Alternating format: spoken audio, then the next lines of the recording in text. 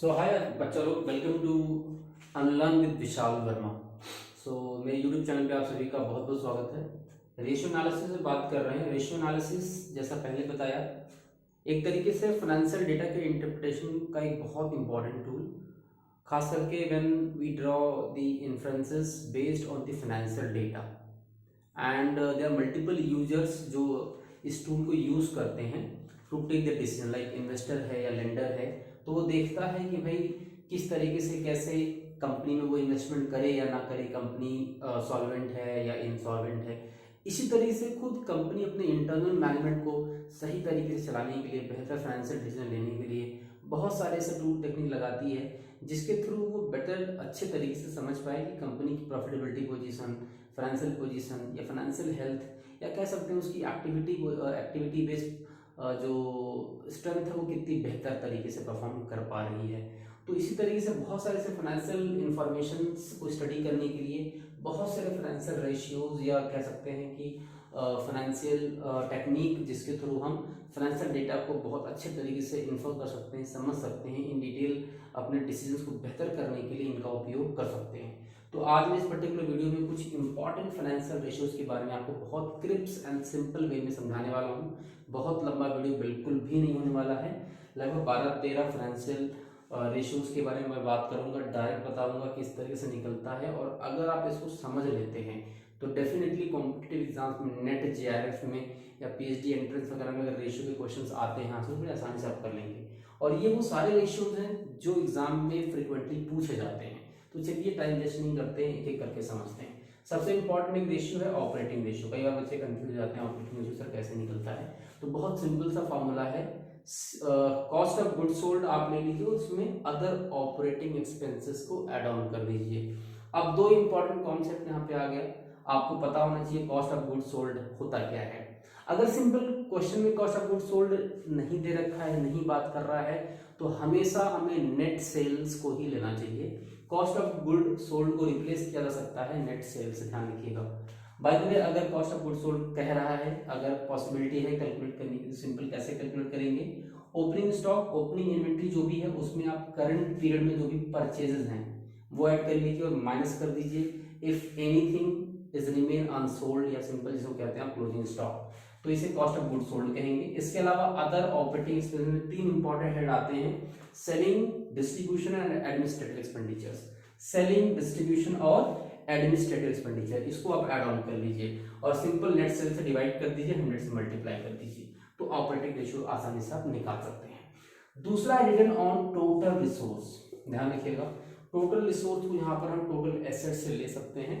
Simple यहाँ पर EBT that is earning before tax, मतलब आपकी अर्निंग टैक्स पे करने के पहले पहले जितनी है टोटल डिवाइड कर दीजिए टोटल एसेट से। यहाँ पर ध्यान रखना, जो भी टोटल एसेट लेंगे आप उसमें फिक्स्ड एसेट्स और करंट एसेट्स होंगे वो नेट ही होंगे। ध्यान रखना, फिक्स्ड एसेट से डेप्रिसिएशन अगर है या कोई एसेट सोल्ड हो चुकी है या कह सकते हैं कि डिसकमीशन्ड हो चुकी है तो डेफिनेटली, या फिक्टिशियस एसेट्स कोई है तो उसको आप यहाँ से हटाएंगे, डेफिनेटली हटाएंगे, ठीक है। सो टोटल एसेट डिवाइड कर देंगे तो रिटर्न ऑन टोटल रिसोर्स आपका निकल के आ जाएगा।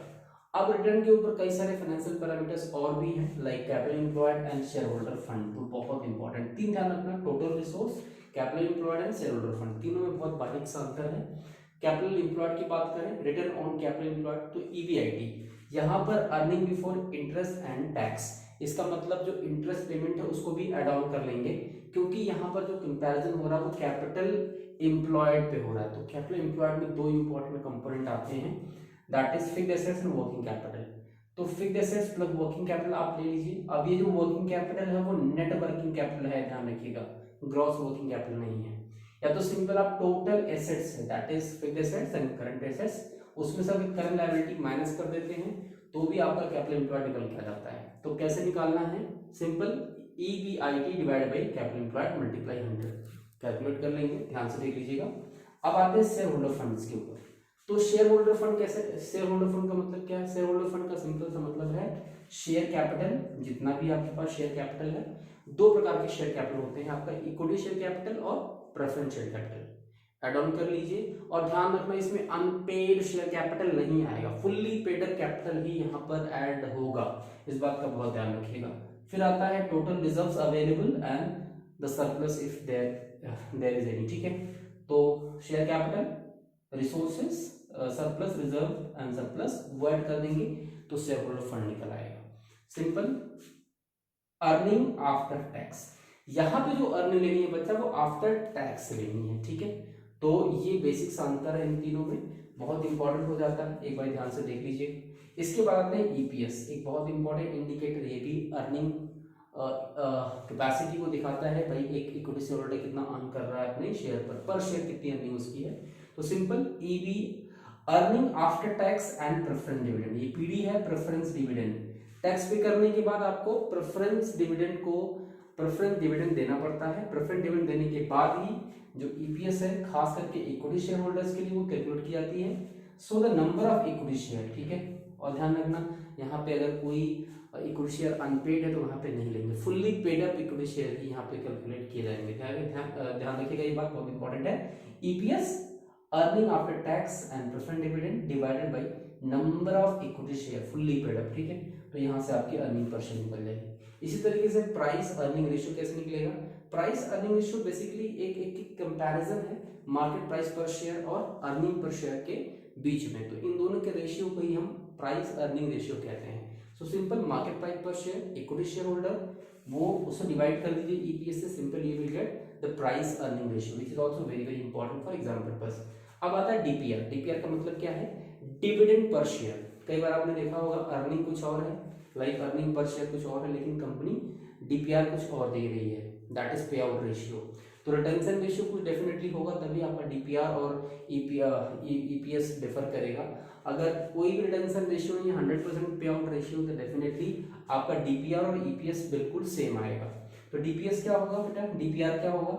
Dividend paid total on equity share divided by number of equity share, you will get the पर शेयर डिविडेंड पेड।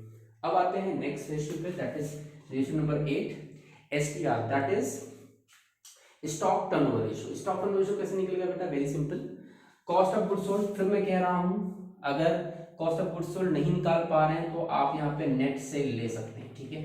यहाँ पे आप सेल्स ले सकते हैं, कोई भी दिक्कत नहीं है, वो डिपेंड करेगा क्वेश्चन में क्या इंफॉर्मेशन दे रखी है। So cost of goods sold कैसे निकलेगा बता दिया था मैंने already, opening stock plus purchases. ध्यान रखना परचेजेस कहीं और का नहीं लेना है, करंट पीरियड में जो परचेज होगा, और अगर उस करंट पीरियड के परचेज को हमने लौटा भी दिया है कहीं, दैट इज परचेज रिटर्न, तो वो भी आप माइनस करेंगे, नेट परचेज कर लेंगे।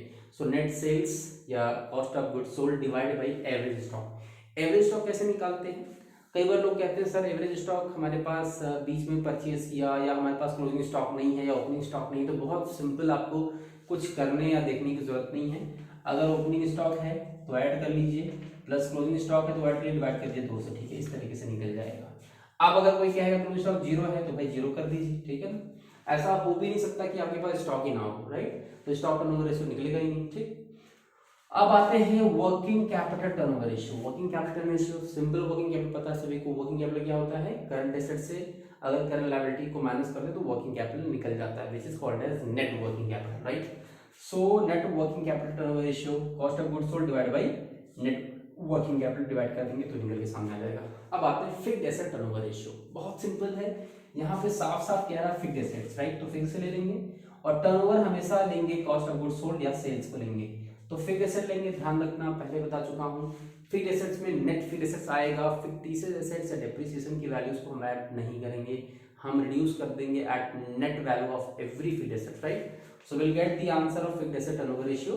Then capital turnover ratio, very simple. So capital turnover ratio, total capital employed. अभी बताया मैंने कैपिटल एम्प्लॉयड का फॉर्मूला, ये देखिए, ये है कैपिटल एम्प्लॉयड का formula, fixed assets plus working capital, that is net working capital, और simply we can minus the current liability from the total asset, will get the answer total capital employed, right. So we can calculate the capital turnover ratio. इसके बाद आते हैं DTR के ऊपर और PTR के ऊपर। DTR is debtor turnover ratio, that is receivable turnover ratio, and the PTR that is the payable turnover ratio. तो DTR PTR बहुत सिंपल है, डेटर्स के लिए और क्रेडिटर्स के लिए। तो अगर DTR निकालना है, सिंपल नेट क्रेडिट सेल्स कितनी है आपकी और एवरेज रिसीवेबल जो आपका है वो निकाल सकते हैं। अब अगर एवरेज कलेक्शन पीरियड आपको देखना है, that in how many days we can collect, या फिर हम कितने दिनों में अपने डेटर से पैसा अपना वापस ले लेते हैं। वेरी सिंपल, 365 डेज को डिवाइड कर दीजिए DTR से, you will get the per day collection days in, right, आपको नंबर ऑफ डेज में कलेक्शन मिल जाएगा। अब आते हैं PTR में, तो नेट क्रेडिट परचेज कितना किया आपने, एवरेज पेबल से डिवाइड कर दीजिए, you will get the PTR। और ध्यान रखना, अगर आपको ये देखना है कि पेबल साइकिल क्या है, आपको कितने दिन में पेमेंट करना पड़ता है, तो आप 365 से डिवाइड कर दीजिए PTR को। एक बहुत इंपॉर्टेंट चीज ये है कि हमेशा एक बिजनेसमैन या एक व्यापारी यही चाहता है उसका DTR हमेशा लो रहे और उसका PTR जो है वो हमेशा हाई रहे, दैट कि उसको ज्यादा टाइम तक क्रेडिट मिले और वो कम लोगों को उधार कम टाइम के लिए दें। So this is all for today. ये एक इम्पॉर्टेंट वीडियो है, बहुत सिंपल सा क्लिप सा वीडियो है, ताकि कुछ इंपॉर्टेंट रेशियो आप सीख सकें, समझ सकें। अगर आपके कोई डाउट है, कोई क्वेश्चन है, डेफिनेटली पूछिए, इसके डिटेल में जाइए और समझिए। और ऐसे बहुत सारे टॉपिक हैं, अभी भी धीरे धीरे हम करके सीखेंगे। और gradual progressing is very very important, एक साथ बहुत सारी चीज़ें आप नहीं सीख सकते। सो धीरे धीरे ग्रेजुअली विल लर्न। और ऐसे बहुत सारे इंपॉर्टेंट टॉपिक हैं जो बड़े आसानी से मैं आपको अपने वीडियो के माध्यम से समझाऊंगा, उसमें आपको कहीं भी कोई चिंता करने की जरूरत नहीं है।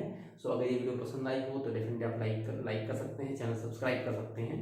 और wish you all the best, see you all in the next video, bye bye, take care.